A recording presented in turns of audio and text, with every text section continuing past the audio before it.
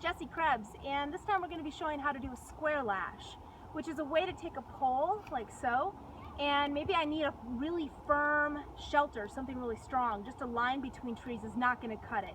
Maybe there's going to be a heavy snow, or maybe there's a lot of dead trees around, dead standing trees that could fall down on my shelter, right? So then I'm going to want to have a pole like this anchored firmly between two trees, and that's what we're going to do today. I can also use this technique to make a raft. At one point I made a raft using this technique out of driftwood and pushed off into the ocean. So it can be very useful not to know in very specific circumstances. So in order to get this pole up, right, and get it anchored in a way so it's going to be firmly between these two trees, like so. I can decide what height I want it at. This is also something, maybe I wanted to make a platform elevated up off the ground, maybe in extremely wet conditions. And I could even then build logs across, put dirt on top, and make a pillar on top of those if I wanted to.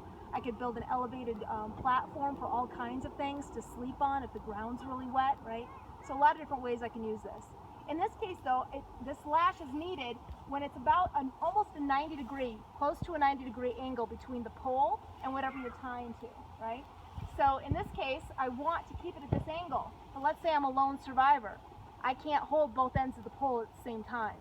So what I'm going to do is let the other side down. I'm going to kind of measure this and say, okay, this is about where I want it. I'm going to let that other side come down to the ground for a moment. And then I'm going to come over here. I figure out where I want it. I had it about that level, so I keep that in mind.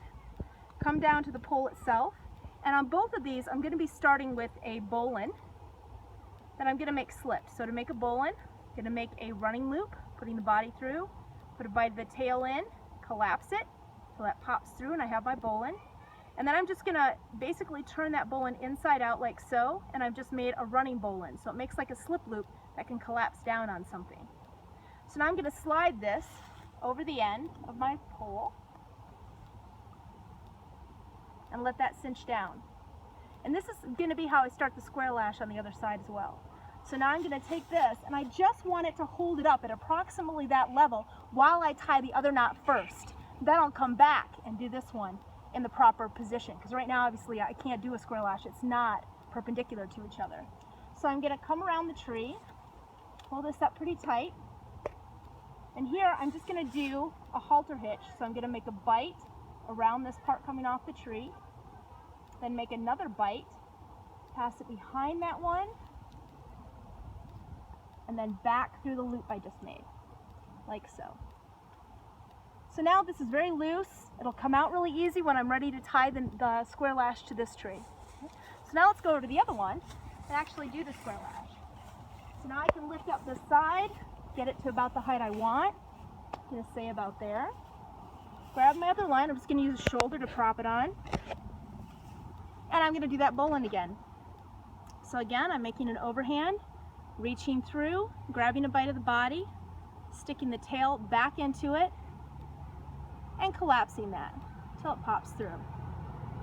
Now again, I can simply turn that inside out, so reach through that bowline, grab a bite of the body, and just pull it through, turning the bowline kind of inside out as I do it. So now I've created a slip loop with that bowline. And now I'm going to take this and simply slide it over the end.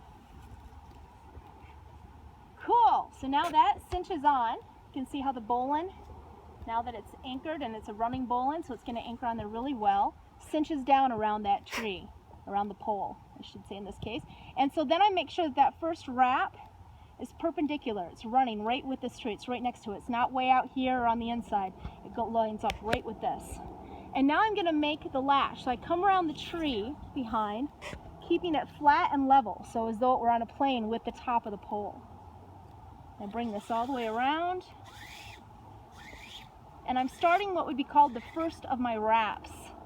And then I come across the front, again keeping it in line with the tree. And make a bite around this, and then come right back, now going around the tree at the lowest level of the pole, wrapping around, coming all the way through. Now I come back up right along the side of that bowline, and this is making sure it's dressed properly, and I've done one complete wrap now. So now I'm going to come around and do a second wrap. Pull that over the top.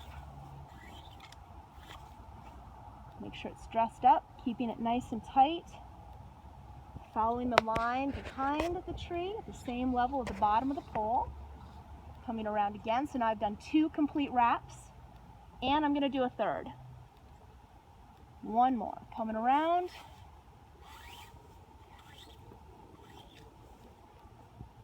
Right alongside, nicely dressed, keeping it nice and tight.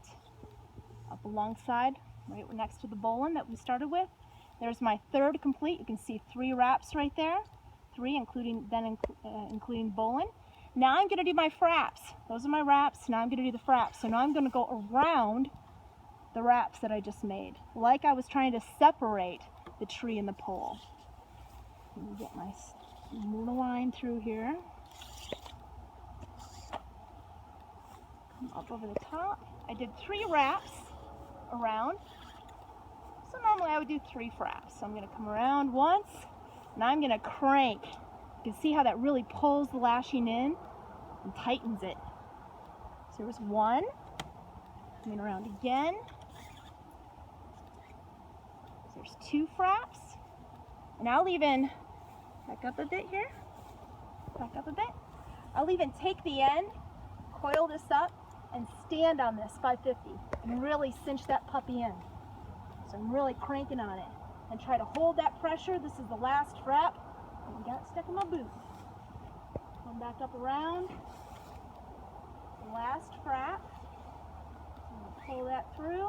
I'm going to step on it one more time just to make sure he's really cranked. When I'm done, I should be able to hang off this pole. It's going to be tight. It's going to be on there firm. So anything falls against it, it's the tree that would break before this connection did. Okay? So that was my third frap. I'm going to come to the inside now. Well, actually, let's just do it on the outside since we're out here. And I'm going to do a clove hitch. So I come around the pole once, come around again, go back over that first wrap that I did. So I've created a small X right here. And you see that when I push on that X, I'm keeping the tension, but one side of this X, here's the X, pinch here, this is the side that's loose. I'm going to come around again, and under that part that's loose, I'm going to run that line, the running end of my line now, through one more time. And if I just do a bite like this, let's say this is just going to be maybe a two-night shelter. I'm not going to have it for long. Then I would just do a bite here. And that means later when I wanted to undo it, I could simply yank on this and the whole thing would come out. And I'd retrace my steps, undoing the entire lash. So I'm going to go ahead and do the lash on the other side, and then we'll come back in with you and show you how you can just hang on this pole. It's pretty awesome. Both sides now are firmly anchored, and so now I've got my good secure pole that I can hang off of. Good to go! Woo!